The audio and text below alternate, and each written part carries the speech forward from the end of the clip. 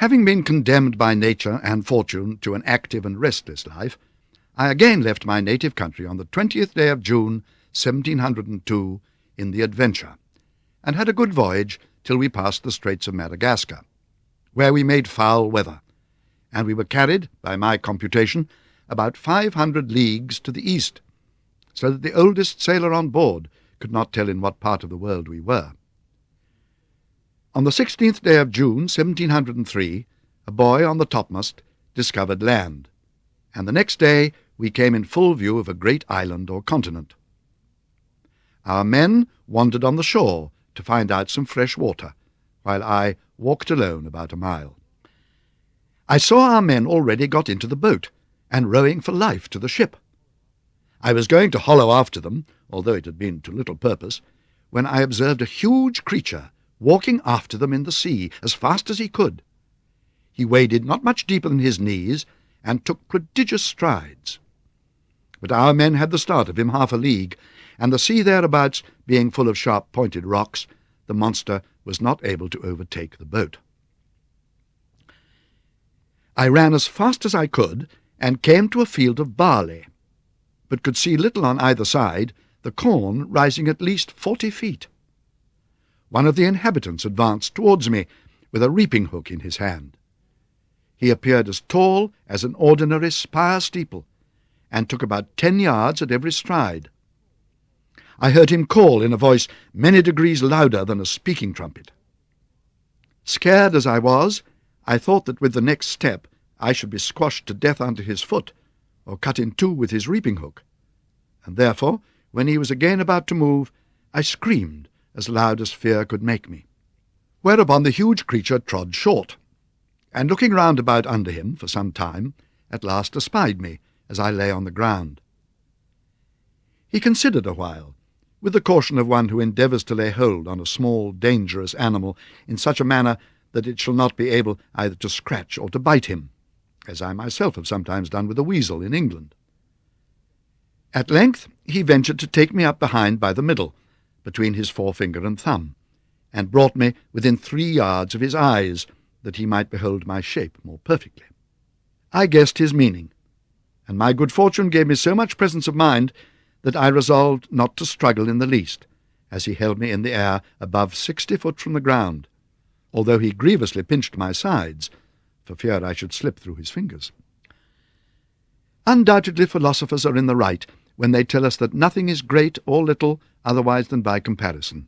Who knows but that even this prodigious race of mortals might be equally overmatched in some distant part of the world, whereof we have yet no discovery?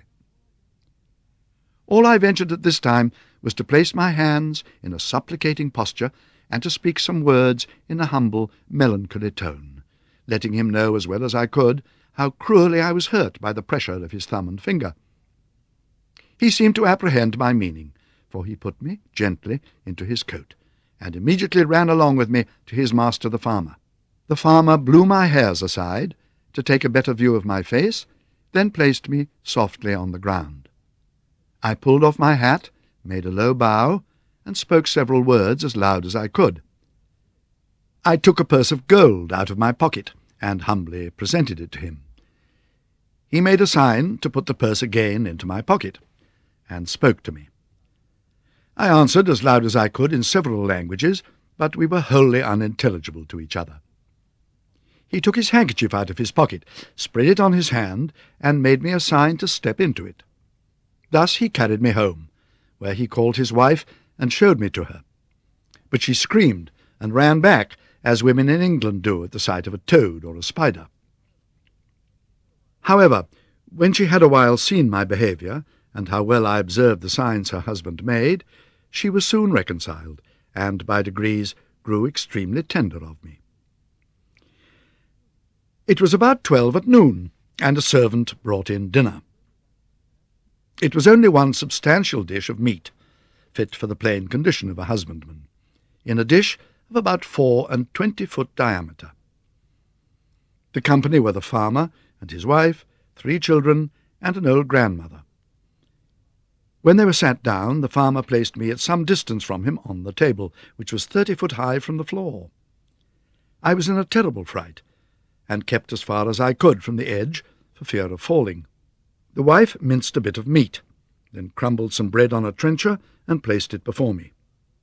I made her a low bow, took out my knife and fork, and fell to eat, which gave them exceeding delight. The mistress sent her maid for a small dram cup, which held about 2 gallons, and filled it with drink. I took up the vessel with much difficulty in both hands, and, in a most respectful manner, drank to her ladyship's health, expressing the words as loud as I could in English, which made the company laugh so heartily that I was almost deafened by the noise. Advancing forwards toward my master, as I shall henceforth call him, his youngest son, who sat next him, an arch boy of about 10 years old, took me up by the legs, and held me so high in the air that I trembled every limb. But his father snatched me from him, and at the same time gave him such a box on the left ear as would have felled an European troop of horse to the earth, ordering him to be taken from the table. But being afraid the boy might owe me a spite, and well remembering how mischievous all children among us naturally are, to sparrows, rabbits, young kittens, and puppy dogs, I fell on my knees, and, pointing to the boy, made my master understand, as well as I could, that I desired his son might be pardoned. The father complied, and the lad took his seat again, whereupon I went to him and kissed his hand, which my master took, and made him stroke me gently with it. In the midst of dinner, my mistress's favourite cat leapt into her lap. I heard a noise behind me, like that of a dozen stocking weavers at work, and turning my head, I found it proceeded from the purring of this animal, who seemed to be 3 times larger than an ox, as I computed by the view of her head and one of her paws, while her mistress was feeding and stroking her. The fierceness of this creature's countenance altogether discomposed me, but there was no danger, for the cat took not the least notice of me when my master placed me within 3 yards of her. When dinner was almost done, the nurse came in with a child of a year old in her arms, who immediately spied me, and began a squall that you might have heard from London Bridge to Chelsea, after the usual oratory of infants, to get me for a plaything. The mother, out of pure indulgence, took me up, and put me towards the child, who presently seized me by the middle and got my head in his mouth, where I roared so loud that the urchin was frighted and let me drop, and I should infallibly have broke my neck if the mother had not held her apron under me. The farmer's wife, perceiving me to be much tired and disposed to sleep, put me on her own bed, and covered me with a clean white handkerchief. I slept about 2 hours, when some natural necessities required me to get down. Of a sudden, 2 rats crept up the curtains. These horrible animals attacked me on both sides, but I drew out my weapon and had the good fortune to rip up the belly of one before he could do me any mischief. The other, seeing the fate of his comrade, made his escape, but not without one good wound on his back, which I gave him as he fled. Soon after, my mistress came into the room, at last perceived what I would be at, and set me down in the garden. I hid myself between 2 leaves of sorrel, and there discharged the necessities of nature. My mistress had a daughter of 9 years old, a child of forward parts for her age, very dexterous at her needle. She was my schoolmistress to teach me the language. When I pointed to anything, she told me the name of it in her own tongue, so that in a few days I was able to call for whatever I had in mind to. She was very good-natured, and not above 40 foot high, being little for her age. She gave me the name of Grildrig, which the family took up, and afterwards the whole kingdom. It now began to be known and talked of in the neighbourhood that my master had found a strange animal in the fields. Glumdalclitch, my little nurse, told me the whole matter, that I was to be exposed for money as a public spectacle. My master carried me in a box one market day to the neighbouring town, and, after consulting with the innkeeper, he hired the town crier to give notice through the town of a strange creature to be seen at the sign of the Green Eagle. I was placed upon a table in the largest room of the inn, which might be near 300 foot square. My little nurse stood on a low stool close to the table to take care of me and direct what I should do. My master, to avoid a crowd, would suffer only 30 people at a time to see me.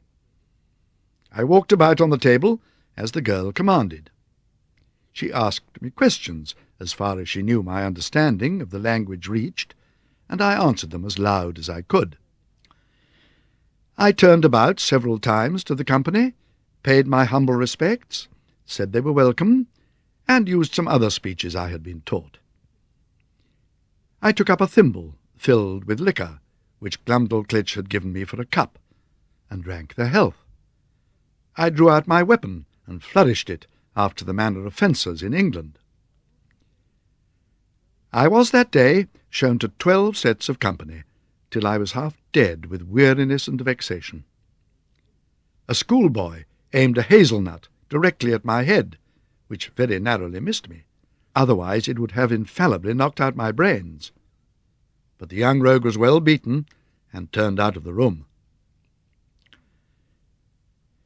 My master, finding how profitable I was like to be, resolved to carry me to the most considerable cities of the kingdom. Having therefore provided himself with all things necessary for a long journey, and settled his affairs at home, he took leave of his wife, and upon the 17th of August, 1703, about 2 months after my arrival, we set out for the metropolis. We made easy journeys of not above 7 or 8 score miles a day, for Glumdalclitch, on purpose to spare me, complained she was tired with the trotting of the horse. We passed over 5 or 6 rivers, many degrees broader and deeper than the Nile or the Ganges, and there was hardly a rivulet so small as the Thames at London Bridge. We were 10 weeks in our journey, and I was shown in 18 large towns, besides many villages and private families. On the 26th day of October we arrived at the metropolis, called in their language Lorbrulgrud, or Pride of the Universe. My master took a lodging in the principal street of the city, not far from the royal palace, and put out bills in the usual form, containing an exact description of my person and parts. I was shown 10 times a day, to the wonder of all people. A gentleman usher came from the court, commanding my master to bring me immediately thither for the diversion of the Queen and her ladies. I could now speak the language tolerably well, and perfectly understood when Her Majesty asked whether I would be content to live at court. I begged the Queen that Glumdalclitch might continue to be my nurse and instructor, and Her Majesty agreed to my petition, and easily got the farmer's consent, who was ready enough to part with me for 1,000 pieces of gold. The Queen ordered the thinnest silks to make me clothes, and became so fond of my company that she could not dine without me. Her diversion was to see me eat in miniature, while she took up at one mouthful as much as a dozen English farmers could eat at a meal. The King at first conceived that I might be a piece of clockwork, but when he heard my voice, and found what I delivered to be regular and rational, he could not conceal his astonishment. I confess that after I had been a little too copious in talking of my own beloved country, of our trade and wars by sea and land, of our schisms in religion and parties in the state, the prejudices of his education prevailed so far that he could not forbear taking me up in his right hand, and, stroking me gently with the other, after an hearty fit of laughing, asked me whether I were a Whig or a Tory. Then he observed how contemptible a thing was human grandeur, which could be mimicked by such diminutive insects as I. And yet, said he, I dare engage these creatures have their titles and distinctions of honour. They contrive little nests and burrows that they call houses and cities. They make a figure in dress and equipage. They love, they fight, they dispute, they cheat, they betray. And thus he continued on, while my colour came and went several times, with indignation to hear our noble country, the mistress of arts and arms, the scourge of France, the arbitress of Europe, the seat of virtue, piety, honour, and truth, the pride and envy of the world, so contemptuously treated. Nothing angered and mortified me so much as the Queen's dwarf, who, being of the lowest stature that was ever in that country, for I verily think he was not full 30 foot high, became so insolent at seeing a creature so much beneath him, that he would always affect to swagger and look big as he passed by me in the Queen's antechamber. One day at dinner, this malicious little cub was so nettled with something I had said to him, that raising himself upon the frame of Her Majesty's chair, he took me up by the middle, as I was sitting down, not thinking any harm, and let me drop into a large silver bowl of cream, and then ran away as fast as he could. I fell over head and ears, and if I had not been a good swimmer, it might have gone very hard with me, for Glumdalclitch, in that instant, happened to be at the other end of the room, and the Queen was in such a fright that she wanted presence of mind to assist me. But my little nurse ran to my relief and took me out, after I had swallowed above a quart of cream. I was put to bed. However, I received no other damage than the loss of a suit of clothes, which was utterly spoiled. The dwarf was soundly whipped, and as a further punishment forced to drink up the bowl of cream into which he had thrown me. Neither was he ever restored to favour, for soon after the Queen bestowed him to a lady of high quality, so that I saw him no more, to my very great satisfaction, for I could not tell to what extremities such a malicious urchin might have carried his resentment.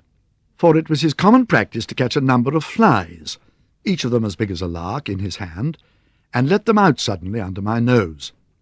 My remedy was to cut them in pieces with my knife as they flew in the air, wherein my dexterity was much admired. I remember one morning, when Glumdalclitch had set me in my box upon a window, as she usually did in fair days to give me air, for I durst not venture to let the box be hung on a nail out of the window, as we do with cages in England. After I had lifted up one of my sashes, and sat down at my table to eat a piece of sweet cake for my breakfast, above 20 wasps, allured by the smell, came flying into the room, humming louder than the drones of as many bagpipes. Some of them seized my cake and carried it piecemeal away. Others flew about my head and face, confounding me with the noise, and putting me in the utmost terror of their stings. However, I had the courage to rise and draw my weapon and attack them in the air. I dispatched 4 of them, but the rest got away, and I presently shut my window. These insects were as large as partridges. I took out their stings, found them 1.5 inches long, and as sharp as needles.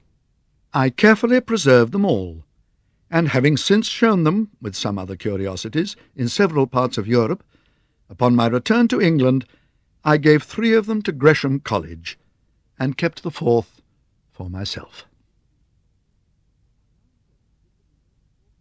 I now intend to give the reader a short description of this country, as far as I travelled in it, which was not above 2,000 miles round Lorbrulgrud, the metropolis.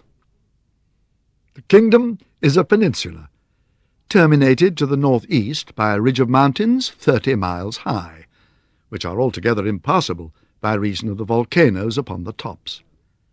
Neither do the most learned know what sort of mortals inhabit beyond those mountains, or whether they be inhabited at all.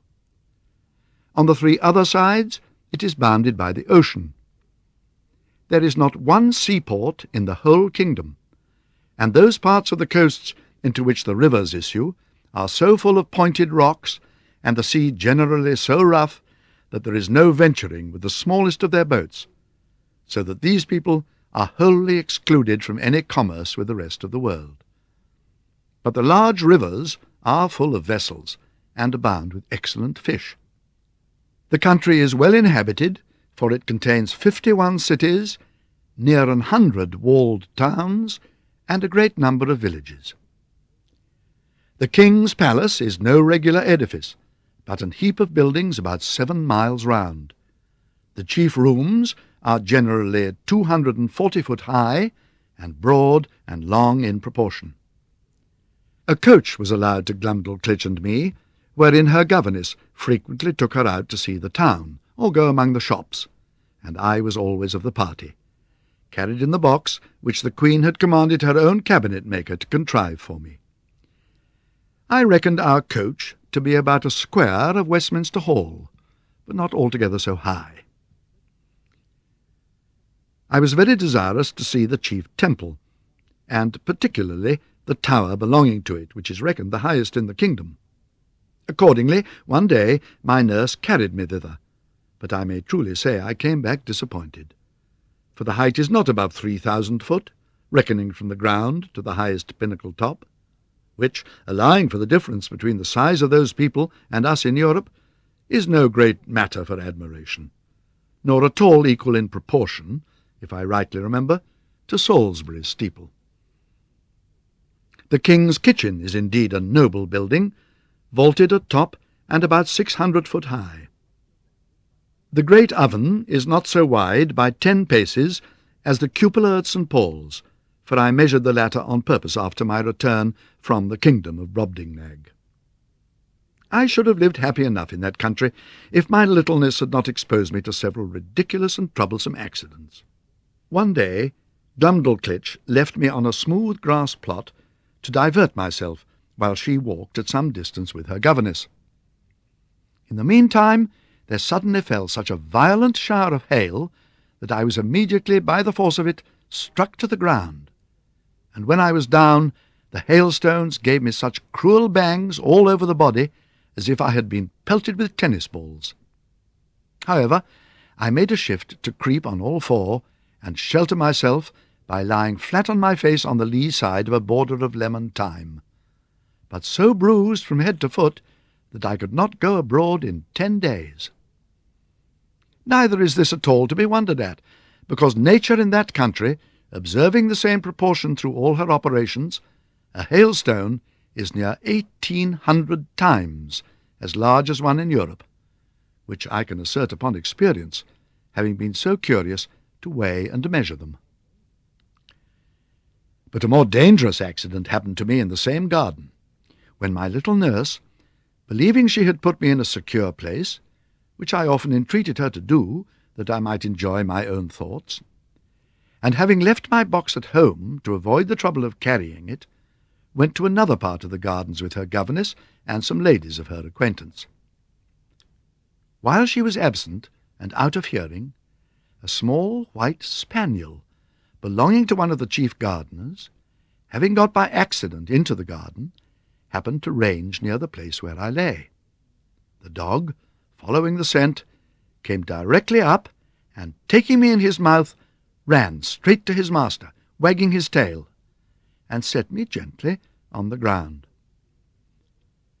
By good fortune he had been so well taught that I was carried between his teeth without the least hurt, or even tearing my clothes. But the poor gardener, who knew me well, and had a great kindness for me, was in a terrible fright. He gently took me up in both his hands, and asked me how I did. But I was so amazed and out of breath that I could not speak a word. In a few minutes I came to myself, and he carried me safe to my little nurse, who by this time had returned to the place where she left me, and was in cruel agonies when I did not appear. This accident absolutely determined Glumdalclitch never to trust me abroad for the future out of her sight. I had been long afraid of this resolution, and therefore concealed from her some little unlucky adventures that happened in those times when I was left by myself. Once a kite, hovering over the garden, made a stoop at me, and if I had not resolutely drawn my weapon, he would have certainly carried me away in his talons. Another time, walking to the top of a fresh molehill, I fell to my neck in the hole through which that animal had cast up the earth, and coined some lie, not worth remembering, to excuse myself for spoiling my clothes. I likewise broke my right shin against the shell of a snail, which I happened to stumble over as I was walking alone and thinking on poor England. I shall not weary the reader with a long recital of those misadventures that befell me during my sojourn in the kingdom of Brobdingnag. The maids of honour often invited Glumdalclitch to their apartments, desiring she would bring me with her. They would strip me naked from top to toe, and lay me at full length in their bosoms, wherewith I was much disgusted. The handsomest among these maids of honour, a pleasant, frolicsome girl of 16, would strip to the skin, and sometimes set me astride upon one of her nipples, with many other tricks, wherein the reader will excuse me for not being over-particular. But I was so much displeased that I entreated Glumdalclitch to contrive some excuse for not seeing that young lady any more. The Queen, who often heard me talk of my sea voyages, had her joiner make, by my instructions, a little pleasure boat, and a trough 300 feet long, in which I used to row for my own diversion, as well as that of the Queen and her ladies. In this exercise I once met an accident, when a huge frog got into the boat, daubing my face and clothes with its odious slime. However, I banged it a good while with one of the sculls, and at last forced it to leap out of the boat. But the greatest danger I underwent in that kingdom was from a monkey, which took me for a young one of his own species, and carried me up to the roof-tops. An honest lad, one of my nurse's footmen, climbed up, and when the monkey let me drop, he put me into his breeches pocket and brought me down safe. The monkey was killed, and an order made that no such animal should be kept about the palace. I was every day furnishing the court with some ridiculous story, and Glumdalclitch, although she loved me to excess, yet was arch enough to inform the Queen whenever I committed any folly that she thought would be diverting to Her Majesty. The girl, who had been out of order, was carried by her governess to take the air about an hour's distance, or 30 miles from the town. They alighted out of the coach near a small footpath in a field, and Glumdalclitch setting down my travelling box, I went out of it to walk. There was a cow-dung in the path, and I must needs try my activity by attempting to leap over it. I took a run, but unfortunately jumped short, and found myself just in the middle up to my knees. I waded through with some difficulty, and one of the footmen wiped me as clean as he could with his handkerchief, for I was filthily bemired, and my nurse confined me to my box till we returned home, where the Queen was soon informed of what had passed, and the footman spread it about the court, so that all the mirth, for some days, was at my expense.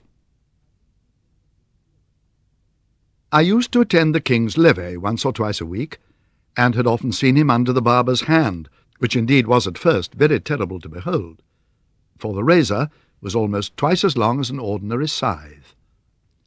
His Majesty, according to the custom of the country, was only shaved twice a week. I once prevailed on the barber to give me some of the suds or lather, out of which I picked 40 or 50 of the strongest stumps of hair. I then took a piece of wood and cut it like the back of a comb, making several holes in it at equal distance, with as small a needle as I could get from Glumdalclitch. I fixed in the stumps so, artificially, scraping and sloping them with my knife towards the points, that I made a very tolerable comb.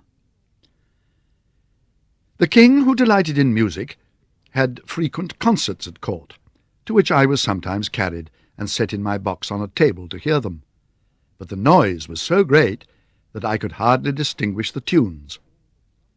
I am confident that all the drums and trumpets of a royal army, beating and sounding together just at your ears, could not equal it. My practice was to have my box removed from the places where the performers sat as far as I could, then to shut the doors and windows of it and draw the window curtains, after which I found their music not disagreeable. I had learned in my youth to play a little upon the spinet. Glumdalclitch kept one in her chamber, and a master attended twice a week to teach her. I call it a spinet, because it somewhat resembled that instrument, and was played upon in the same manner. A fancy came into my head that I would entertain the King and Queen with an English tune upon this instrument. But this appeared extremely difficult, for the spinet was near 60 foot long, each key being almost a foot wide, so that with my arms extended I could not reach to above 5 keys, and to press them down required a good smart stroke with my fist, which would be too great a labour and to no purpose. The method I contrived was this. I prepared 2 round sticks about the bigness of common cudgels. They were thicker at one end than the other, and I covered the thicker ends with a piece of mouse's skin, that, by rapping on them, I might neither damage the tops of the keys nor interrupt the sound. Before the spinet a bench was placed about 4 foot below the keys, and I was put upon the bench. I ran sidling upon it, that way and this, as fast as I could, banging the proper keys with my 2 sticks, and made a shift to play a jig, to the great satisfaction of both their majesties. But it was the most violent exercise I ever underwent, and yet I could not strike above 16 keys, nor, consequently, play the bass and treble together, as other artists do, which was a great disadvantage to my performance. The king, who, as I before observed, was a prince of excellent understanding, would frequently order that I should be brought in my box and set upon the table in his closet. He would then command me to bring one of my chairs out of the box and sit down within 3 yards' distance upon the top of the cabinet, which brought me almost to a level with his face. In this manner I had several conversations with him. I began my discourse by informing His Majesty that our dominions consisted of 2 islands, which composed 3 mighty kingdoms under one sovereign, besides our plantations in America. I dwelt long upon the fertility of our soil and the temperature of our climate. I then spoke at large upon the constitution of an English Parliament, partly made up of an illustrious body called the House of Peers, persons of the noblest blood, and of the most ancient and ample patrimonies. That the other part of the Parliament consisted of an assembly called the House of Commons, who were all principal gentlemen, freely picked and culled out by the people themselves, for their great abilities and love of their country, to represent the wisdom of the whole nation. I then descended to the courts of justice, over which the judges, those venerable sages and interpreters of the law, presided, for determining the disputed rights and properties of men, as well as for the punishment of vice and protection of innocence. I did not omit even our sports and pastimes, or any other particular which I thought might redound to the honour of my country. And I finished all with a brief historical account of affairs and events in England for about 100 years past. This conversation was not ended under 5 audiences, each of several hours, and the king heard the whole with great attention, frequently taking notes of what I spoke, as well as memorandums of what questions he intended to ask me. When I had put an end to these long discourses, His Majesty, in a 6th audience, consulting his notes, proposed many doubts, queries, and objections upon every article. He asked what methods were used to cultivate the minds and bodies of our young nobility, and in what kind of business they commonly spent the first and teachable part of their lives. What course was taken to supply that assembly when any noble family became extinct? What qualifications were necessary in those who are to be created new lords? Whether the humour of the prince, a sum of money to a court lady, or a prime minister, or a design of strengthening a party opposite to the public interest, ever happened to be motives in those advancements. What share of knowledge these lords had in the laws of their country, and how they came by it, so as to enable them to decide the properties of their fellow subjects in the last resort. He was perfectly astonished with the historical account I gave him of our affairs during the last century, protesting it was only an heap of conspiracies, rebellions, murders, massacres, revolutions, banishments, and very worst effects that avarice, faction, hypocrisy, perfidiousness, cruelty, rage, madness, hatred, envy, lust, malice, and ambition could produce. As for yourself, continued the king, who have spent the greatest part of your life in travelling, I am well disposed to hope you may hitherto have escaped many vices of your country.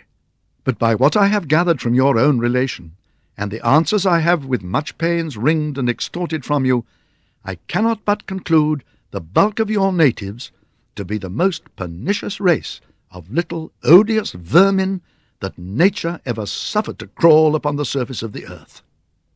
In hopes to ingratiate myself into his Majesty's favour, I told him of an invention discovered between 300 and 400 years ago to make a certain powder, which, rammed into a hollow tube, and a spark of fire falling on it, would drive a ball of iron or lead with such violence and speed that the balls would not only destroy whole ranks of an army at once, but batter the strongest walls to the ground, and sink down ships with 1,000 men in each to the bottom of the sea. The king was struck with horror at the description I had given of those terrible engines, and he was amazed how so impotent and grovelling an insect as I could entertain such inhuman ideas, and in so familiar a manner as to appear wholly unmoved at all the scenes of blood and desolation. As for himself, he protested that he would rather lose half his kingdom than be privy to such a secret, which he commanded me never to mention more, and he gave it for his opinion that whoever could make 2 ears of corn or 2 blades of grass to grow upon a spot of ground where only 1 grew before would deserve better of mankind and do more essential service to his country than the whole race of politicians put together. I had always a strong impulse that I should sometime recover my liberty, though it were impossible to conjecture by what means, or to form any project with the least hope of succeeding. The ship in which I sailed was the first ever known to be driven within sight of that coast, and the king had given strict orders that if at any time another appeared, it should be taken ashore, and with all its crew and passengers brought in a tumbril to Lorbrulgrud. He was strongly bent to get me a woman of my own size, by whom I might propagate the breed. But I think I should rather have died than undergone the disgrace of leaving a posterity to be kept in cages like tame canary birds, and perhaps in time sold about the kingdom to persons of quality for curiosities. I was indeed treated with much kindness. I was the favourite of a great king and queen, and the delight of the whole court.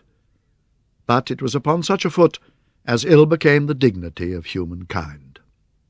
I had now been 2 years in this country, and about the beginning of the 3rd, Glumdalclitch and I attended the king and queen in a progress to the south coast of the kingdom. I was carried, as usual, in my travelling box, a very convenient closet of 12 foot wide. When we came to our journey's end, the king thought proper to pass a few days at a palace he hath near Llanflasnick, a city within 18 English miles of the seaside. Glumdalclitch and I were much fatigued. I had gotten a small cold, but the poor girl was so ill as to be confined to her chamber. I longed to see the ocean, which must be the only scene of my escape if ever it should happen. I pretended to be worse than I really was, and desired leave to take the fresh air of the sea, with a page whom I was very fond of, and who had sometimes been trusted with me. I shall never forget with what unwillingness Glumdalclitch consented, nor the strict charge she gave the page to be careful of me, bursting at the same time into a flood of tears, as if she had some foreboding of what was to happen. The boy set down my box, and, thinking no danger could happen, went among the rocks to look for birds' eggs. I slept, but found myself suddenly awaked with a violent pull on the ring at the top of my box. I felt the box raised very high in the air, and then borne forward with prodigious speed. There was a noise over my head like the clapping of wings, and I perceived that some eagle had got the ring of my box in his beak, with an intent to let it fall on a rock like a tortoise in a shell, and then pick out my body and devour it. In a little time I observed the noise and flutter of wings to increase very fast, and my box was tossed up and down like a signpost in a windy day. I heard several bangs or buffets, as I thought, given to the eagle, for such I am certain it must have been that held the ring of my box in his beak, and then all on a sudden felt myself falling perpendicularly down for above a minute, but with such incredible swiftness that I almost lost my breath. My fall was stopped by a terrible squash that sounded louder to mine ears than the cataract of Niagara, after which I was quite in the dark for another minute, and then my box began to rise so high that I could see light from the tops of my windows. I now perceived that I was fallen into the sea. My box, by the weight of my body, the goods that were in, and the broad plates of iron fixed for strength at the four corners of the top and bottom, floated about 5 foot deep in water. I did then, and do now, suppose that the eagle which flew away with my box was pursued by 2 or 3 others, and forced to let me drop while he was defending himself against the rest, who hoped to share in the prey. How often did I then wish myself with my dear Glumdalclitch, from whom 1 single hour had so far divided me. Every moment I expected to see my box dashed in pieces by a rising wave. But then I thought I heard some kind of grating noise, like that of a cable, and then found myself hoisted up by degrees at least 3 foot higher than I was before. I called for help till I was almost hoarse, and to my joy I heard a great shout in the English tongue, "If there be anybody below, let them speak." I replied that I was an Englishman, and begged to be delivered from my box. The voice replied I was safe, for my box was fastened to their ship. The carpenter came, sawed a passage, and let down a small ladder for me. I was confounded by the sight of so many pygmies, for such I took the sailors to be, after having so long accustomed mine eyes to the monstrous objects I had left. It then came into my head that I was now got among people of my own stature and strength. The captain, Mr. Thomas Wilcox, an honest, worthy Shropshire man, entertained me with great kindness, and told me of my rescue. I asked whether he or the crew had seen any prodigious birds in the air about the time he first discovered me, to which he answered that they had observed 3 eagles flying towards the north, but remarked nothing of their being larger than the usual size, which I suppose must be imputed to the great height they were at, and he could not guess the reason of my question. I begged his patience to hear me tell my story, and I showed him the comb I had contrived out of the stumps of the king's beard, and my collection of needles and pins, from a foot to half a yard long, and other rarities, which convinced him of my candour and veracity. He wondered to hear me speak so loud, but I told him it was what I had been used to for above 2 years past. He said he would gladly have given £100 to have seen my closet in the eagle's bill, and afterwards in its fall, like that of Phaeton, into the sea. I did not much admire the conceit. Our voyage was very prosperous, but I shall not trouble the reader with a journal of it. The captain called in at 1 or 2 ports, and sent in his longboat for provisions and fresh water. But I never went out of the ship till we came into the Downs, which was on the 3rd day of June 1706, about 9 months after my escape. I hired a horse and guide for 5 shillings, which I borrowed of the captain. We took kind leave of each other. As I was on the road, observing the littleness of the houses, the trees, the cattle, and the people, I began to think myself in Lilliput. I was afraid of trampling on every traveller I met, and often called aloud to have them stand out of the way, so that I had like to have gotten 1 or 2 broken heads for my impertinence. When I came to my own house, for which I was forced to inquire, one of the servants opening the door, I bent down to go in, like a goose under a gate, for fear of striking my head. My wife ran out to embrace me, but I stooped lower than her knees, thinking she could otherwise never be able to reach my mouth. My daughter kneeled to ask me blessing, but I could not see her till she arose, having been so long used to stand with my head and eyes erect to above 60 foot. And then I went to take her up with one hand, by the waist. I looked down upon the servants and 1 or 2 friends who were in the house, as if they had been pygmies, and I a giant. I told my wife she had been too thrifty, for I found she had starved herself and her daughter to nothing. In short, I behaved myself so unaccountably that they were all of the captain's opinion when he first saw me, and concluded I had lost my wits. This I mention as an instance of the great power of habit and prejudice. In a little time I and my family and friends came to a right understanding. But my wife protested I should never go to sea any more, although my evil destiny so ordered that she had not power to hinder me, as the reader may know hereafter. In the meantime, I here conclude the second part of my unfortunate voyages.